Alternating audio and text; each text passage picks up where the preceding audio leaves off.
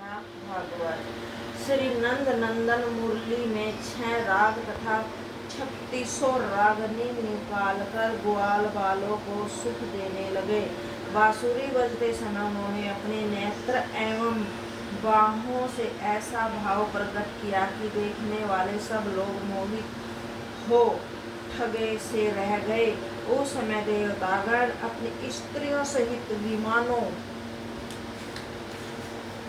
पर बैठकर आकाश से पुष्प वर्षा करने लगे तथा इस प्रकार कहने लगे कि ब्रिजवासियों के धन्य भाग हैं जो सच्चिदानंद प्रभु उन्हें ऐसा सुख प्रदान करते हैं। यदि हम लोग वृंदावन में उत्पन्न होते तो हमारा बड़ा भाग्य होता।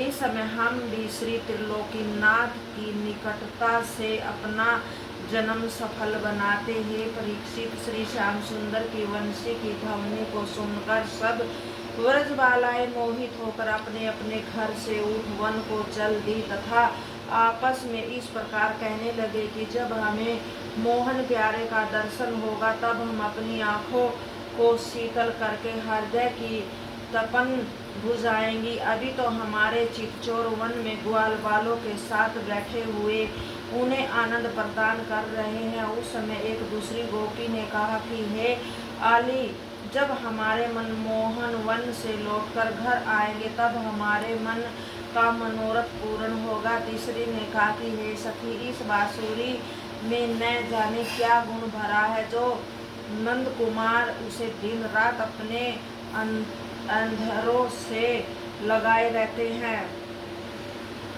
यह मुरली श्री मनमोहन के अंधामृत का पान करके बादल के समान बोलती है।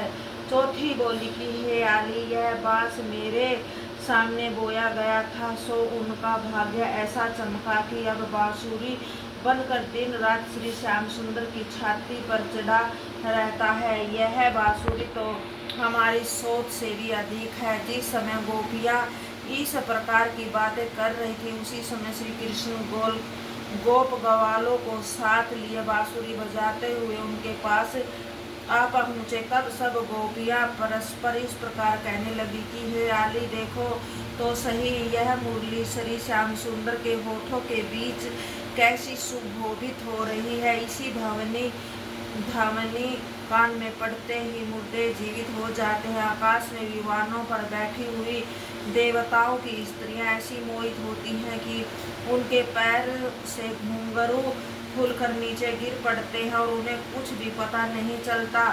गोएं चरना भूल जाती हैं तथा हिरणी आदि चित्र लिखे से खड़े रह जाते हैं। छोटे छोटे बछड़े भी इसकी ध्वनि सुनकर दूध पीना भूल जाते हैं तथा वृक्षों से मंद बहने लगता है। यह सुनकर एक दूसरी सखी ने कहा कि हे प्यारी, इस मुरली ने पहले बांस का जन्म लेकर वर्षों धूप शीत आदि का दुख उठाया तथा एक पांव से खड़ी रहकर श्री नारायण का तप किया। फिर इसने अपने अंग अंग को कटवाकर अग्नि की गर्मी सही, तब कहीं जाकर टेढ़ी से सीधी हुई है। इससे अधिक तपस्या और कौन करेगा।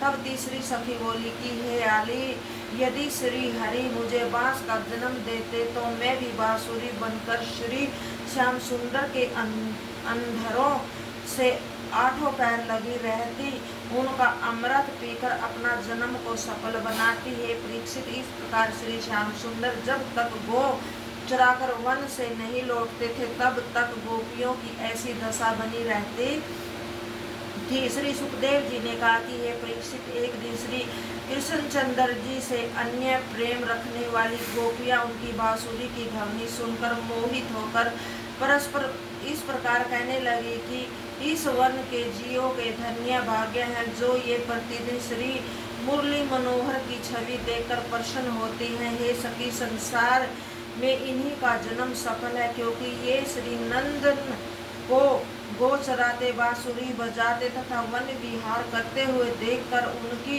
रूप माधुरी की आंखों की राह पीते हैं। जो हिरनियां अपने हिरणों सहित श्री नटवर की बाकी छवि को तक तक लगाए देखती रहती हैं। जय गीता भागवत।